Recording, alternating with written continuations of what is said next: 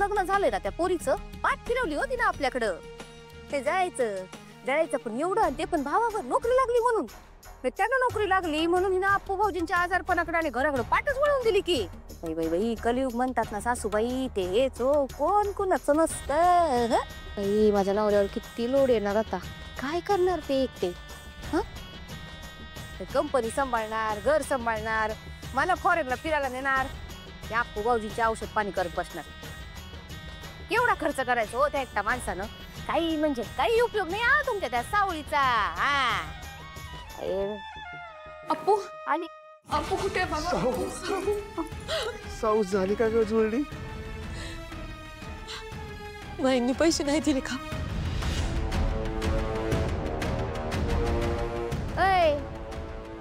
सापडलं का गाठोडं पैशांचं? आणलं की नाही?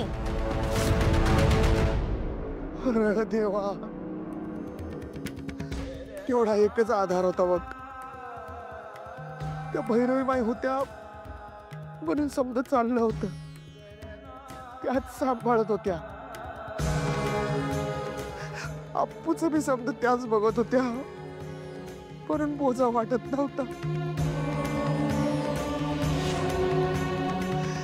साऊ तर काय करायचं? भागवत, तुम्ही ऍडव्हान्स जमा केला नाही का अजून? करणार आहे, जुळी सुरू आहे. लवकरात लवकर पैसे भरा, कारण पुढचे उपचार सुरू करावे लागतील. बर.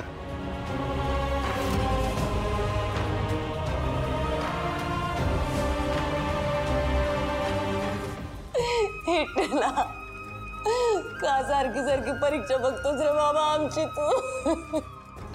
आई शांत, ऐक माझं. विठुराय परीक्षा घेतो पण मार्ग पण दाखवतो.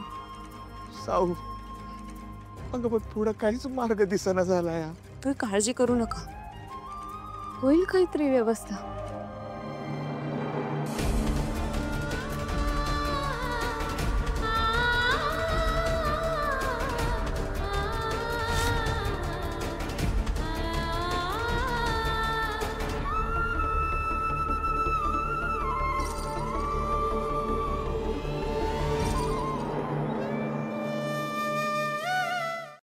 ICU मध्ये येतो, त्याचा तापच उतरत नव्हता बराच वेळ, शुद्ध पण नव्हती त्याला.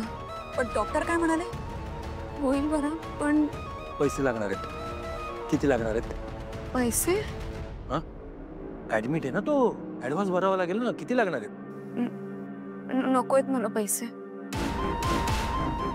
पैसे नकोयत? मग हॉस्पिटलमध्ये काय देणार? अहो असं काय बोलताय, जरा तुम्ही जरा गप्प बसता का?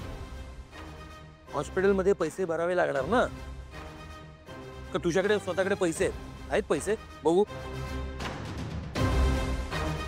मग नाही आहेत ना पैसे, म्हणूनच देतोय ना. किती लागणार आहेत? लागणार आहेत पैसे, पण मी तुमच्याकडून नाही घेऊ शकत.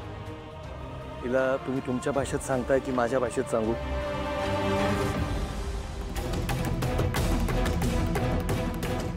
साऊ, अगं आयुष्यात अडचणी येतातच.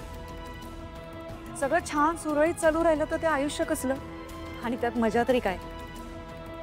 तुला एक सांगू सावली, आपल्यावर ही जी संकट येतात ना, ही आपल्याला आणखीन कणखर बनवण्यासाठी, आपल्याला अजून काहीतरी नवीन नवीन शिकता यावं यासाठी. आणि अगं संकट आली की आपल्या माणसांची आठवण येते आपल्याला, त्यांची मदतही लागते. हा ग, आणि त्यांच्याकडून मदत घेताना लाजायचं नसतं, कारण तो हक्क आहे आपला. कळलं? तरी मला माहिती आहे सारंग सर तुमच्याबद्दल काय विचार करतात. जर मी तुमच्याकडून पैसे घेतले तर त्यांना काय वाटेल? अगं त्यांना काय वाटेल, तो काय विचार करेल ह्यापेक्षा आता तुला पैशांची गरज आहे, ते महत्वाचं नाहीये का तुला? हो, पण त्याने माझ्या घरात वाद होती. अलका, हिचा चांगुलपणा आता माझ्या डोक्यात जायला लागलेला, मस्तकात जायला लागलेला. हे बघ, माणसाने चांगलं वागावं सावली, पण किती त्यालाही प्रमाण आहे. आणि मी कोणी परका आहे का? मी तुझा बाप आहे ना, मी लेक मारली आहे ना तुला. मी तुला पैसे देतोय, तू नाही म्हणतेस. हा? आणि बरं, हे पैसे मी माझ्या मेहनतीने कमावलेले, कोणाला लुबाडून आणलेले नाहीयेत, कळलं ना? आणि इतक्यांदा सांगितलंय तुला, तुला कधीही काही मदत लागली तर बापाला हात मार, पण तू नाही तर नाही ऐकत. आणि तू म्हणते पैसे कसे घेऊ? हे जगन्नाथला जर कोणी नाकारलं ना, त्याच्या उंबऱ्यावर परत पाय ठेवत नसतो मी. तुझं आणि माझं वेगळं आहे. प्लीज, रक्ताच्या नात्यापेक्षाही तुझं नातं मला जवळचं वाटतं. मला माहिती आहे लेक आपल्याकडे पैसे मागणार नाही, म्हणून मी स्वतःहून देऊ करतोय.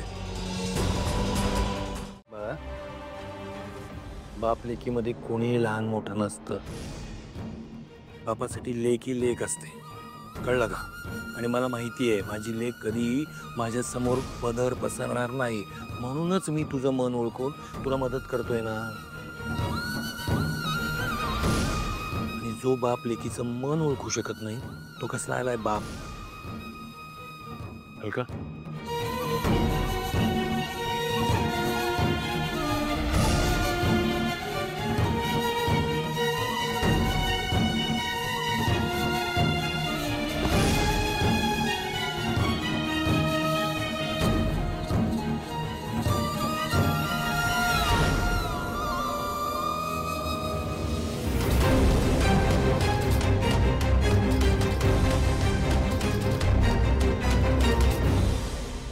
जा, हॉस्पिटलमध्ये भर आणि भावाची काळजी घे, कळलं?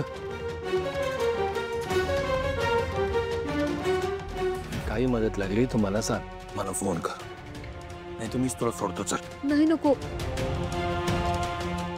तुम्ही खूप मदत केली, तुमचे खूप खूप आभार.